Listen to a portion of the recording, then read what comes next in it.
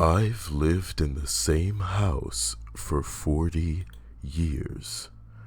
After Ralph passed and I was left alone for the first time in 3 decades, I turned to my neighbors for comfort.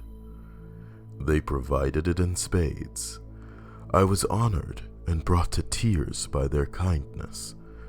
Not too many places would make sure a lonely old man was taken care of. I'm surrounded by wonderful, beautiful people. I took on the role of a grandfather to some of the neighborhood children. I was more than happy to babysit.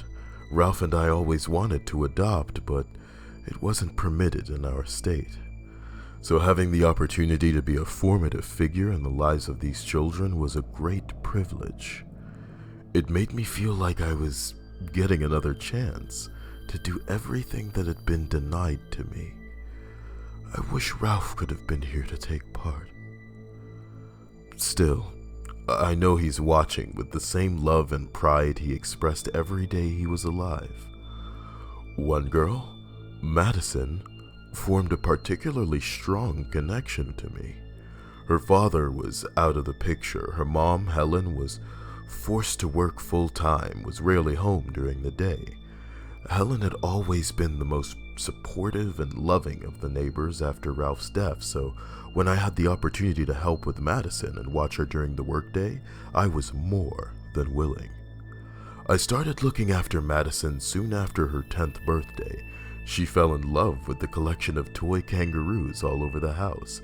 Ralph was born in Australia, and I always used to call him my little Roo, especially when he got excited and his accent became more pronounced. On his birthdays, I'd give him some type of kangaroo toy. They'd been gathering dust after his passing, and I was glad Madison could give them some life again. Years passed, and Madison started to grow. I worried she was becoming depressed. She never had very many friends in school. She'd come straight over when her day was done and do her homework while waiting for her mom. Her mood was less bubbly than I'd remembered.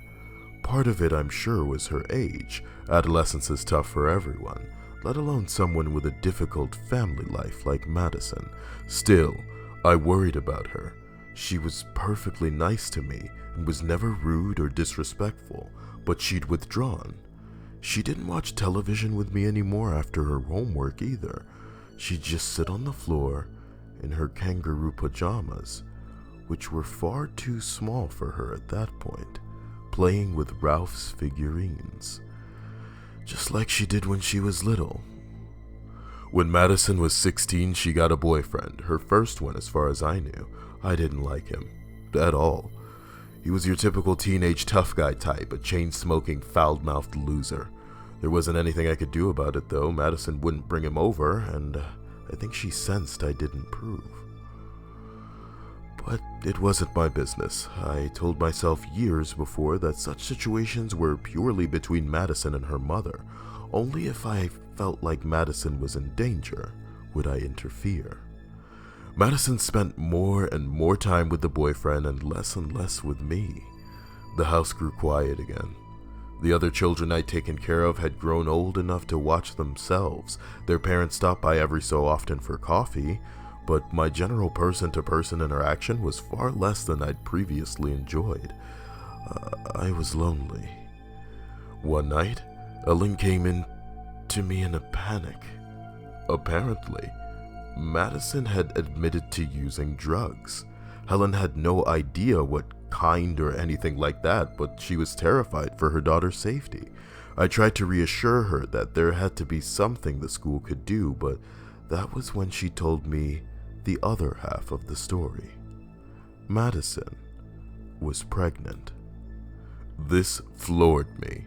I'd seen Madison around town over the last few months, and I'd noticed she'd gained some weight, but it never occurred to me she might be pregnant. Now her drug use was even more worrying. We tried to figure out a plan together, and the only thing we could agree on was that school had to know.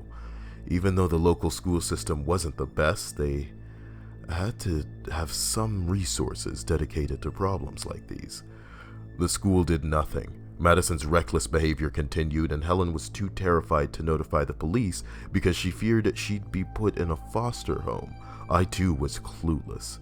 Time went by, and rare times I'd see Madison in time, she'd be stumbling around drunkenly with her idiot boyfriend, her protrusive belly and obscenity against the background of her intoxication. On a late afternoon in February, I was leaving the supermarket when Madison spotted me across the parking lot. She wasn't with her boyfriend, thankfully. She rushed up to me and gave me a big hug. She didn't seem drunk, but she had to have been on something. Her pupils were dilated and her words were slurred as she said how much she missed me.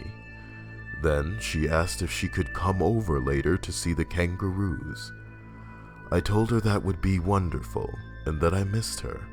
At some point around 7, Madison came over. I ushered her in quickly. It was way below freezing outside and she looked ill. I could tell she was high. She shuffled in without saying hello and went to the mantel where the kangaroos stood. In a sing-song childish voice, she talked to them. When she was 11, I thought that type of thing was cute. Now, though, knowing she was under the influence of something that was poisoning not only her, but her baby as well, it was far less adorable. I walked up to her and asked if I could take her coat, if she'd like some tea and chocolate cake. She didn't reply. She just kept talking to the kangaroos.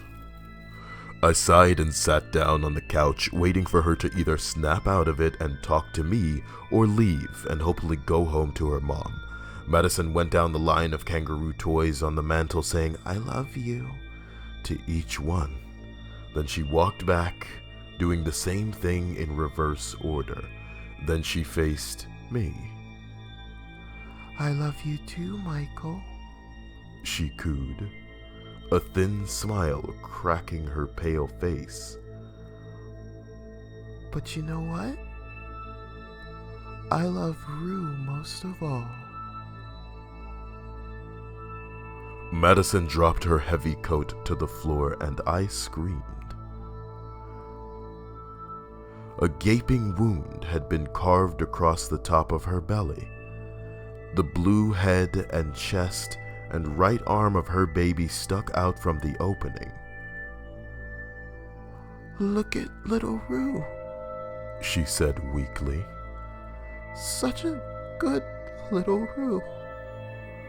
Madison tried to hop toward me, mimicking a kangaroo. The limp head and arm of the child flopped back and forth with the movement. "Sweet little Rue, all warm and safe in his pouch."